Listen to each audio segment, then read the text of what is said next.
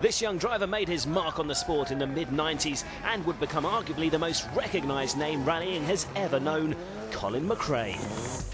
McRae was the man who drove the sport into its most successful period to date. Quite simply, one of the most spectacular drivers to appear in the WRC. The bloke could just walk on water at times. He was a very flamboyant driver. Just the passion and his commitment to driving. There was no holes barred. Fabulously natural driving and crazy style. Colin could make a car do things that other people couldn't.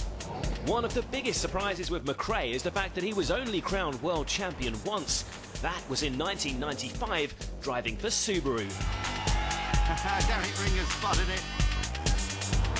In 97, he lost out by a single championship point, and then in 2001, he lost by 2 points after this huge roll at the final round in Wales.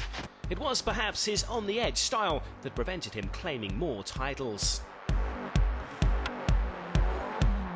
He was just a bit too flamboyant and wasn't happy to play safe. Colin liked to win rallies.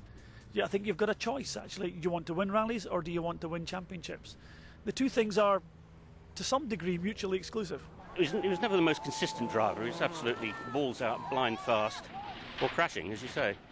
I think, yes, certainly cost him one world championship, possibly two. I suppose he acquired a tag for putting the car off the road rather more than the others of his era, and consequently that was part of the myth that grew up with him, that it was win or crash. I think the one that really sticks in my mind is Cyprus, when he was comfortably in the lead, and then he rolled the car, got going again, and he was comfortably in second.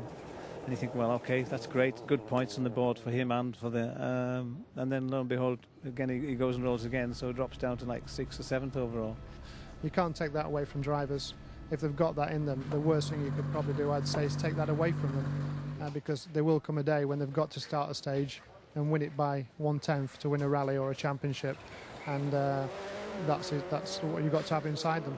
The nickname coined in his early years, Colin McRash, may be harsh, but it refers to a strength as much as a weakness, because it's his flamboyant style, after all, for which he'll be fondly remembered. That extravagant, spectacular style which has inspired a generation. For me, in a way, the crashing kind of added to it all.